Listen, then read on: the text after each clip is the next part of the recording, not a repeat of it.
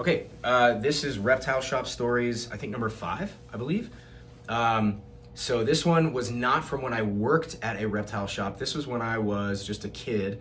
And the reason I wanted to tell this story is, well, first of all, it's kind of ridiculous, but additionally, it is the story of the first time I ever saw an ornate Uromastix in person.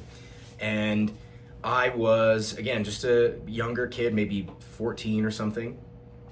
And I went to a local shop called Scales and Tails up north in North Glen to buy a bearded dragon because that's what I was breeding and working with at the time. I didn't know anything about Uromastix then.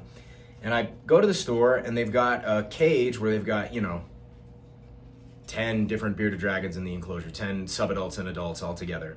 And I take out the male that I was interested in getting at the time, and I'm holding him. And my mom is with me, and we notice another lizard in the cage with the bearded dragons.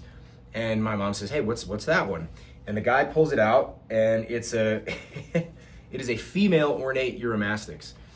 And I don't know the conditions that animal came from. I don't know anything about it, obviously, because it was just at a pet shop.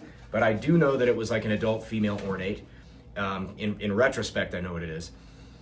And the funny thing about it was that it was absolutely massively bloated. So it had this huge belly.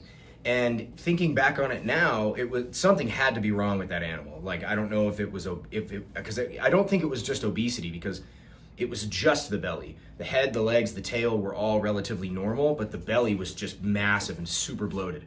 So I don't know if it had a stone. I don't know if there was something else going on with that animal that was a problem. Something was weird. But I didn't know at the time, and so I was just like, wow. The funny thing is, one of the first reactions I had was, God, that thing's ugly. Which is super weird, because I work with them now, But it was a female, and it wasn't well cared for, so it didn't look great. And so I didn't have a great first impression of that. And it wasn't until maybe about 4 or 5 years later, when working at Reptilian Haven, and I mentioned that story to one of my coworkers, and he said, "Oh, you should look for a male ornate Uromastix, because they're beautiful. They're crazy looking." And we flipped through a book, this big, I can't remember the exact title of the book, but it's like a classic, I think the Lizards of the World, I believe, is the name of the book, big classic book. And I flipped through it, and I find an ornate male Uromastix, and I was like, whoa, that thing is wild looking, so cool.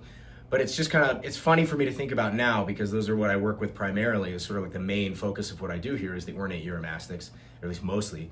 And so it was just funny to think about having my first experience with it being so negative. Anyhow.